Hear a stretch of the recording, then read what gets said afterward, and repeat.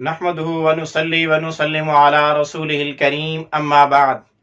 محترم معزز سامعین و ناظرین، مفتی سعید الرحمن سعدی آپ کو اپنے اس چینل پر خوش آمدید کہتے ہیں۔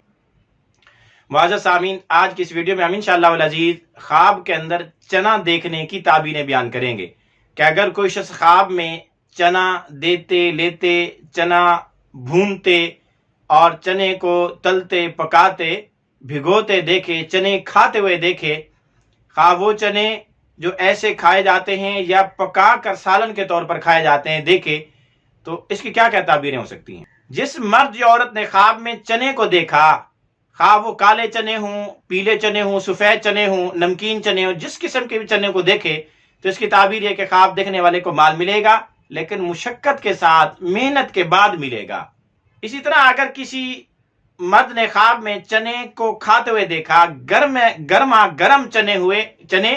وہ نکال کے کھاتے ہوئے دیکھے، تو اس کی تعبیر یہ ہے کہ خواب دیکھنے والا رمضان شریف میں اپنے آپ پر قابو نہیں رکھ پائے گا، روزے کی حالت میں بیوی کا بوسہ لے بیٹھے گا۔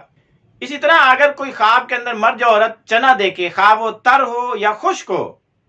جس طرح کا چنا دیکھے تو اس کی ایک تعبیر یہ بھی ہے کہ خواب دیکھنے والے کو کوئی غم، رنج، تکلیف پیش آ سکتی ہے۔ اسی طرح اگر کسی نے خواب میں دیکھا کہ کسی نے اس کو چنا دیا یا اس نے کسی سے چنا لیا اور اس کو کھایا،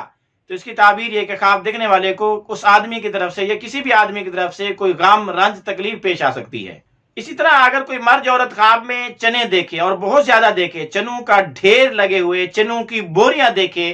چنوں کا بہت بڑا کھیت دیکھے، چنوں کا سٹاک دیکھے، تو اس کی تعبیر یہ ہے کہ خواب دیکھنے والے کو بہت زیادہ غم، بہت زیادہ رنج پیش آ سکتے ہیں۔ اسی طرح اگر کوئی آدمی خواب میں شوربے والے چنے دیکھے یا چاول چنا دیکھے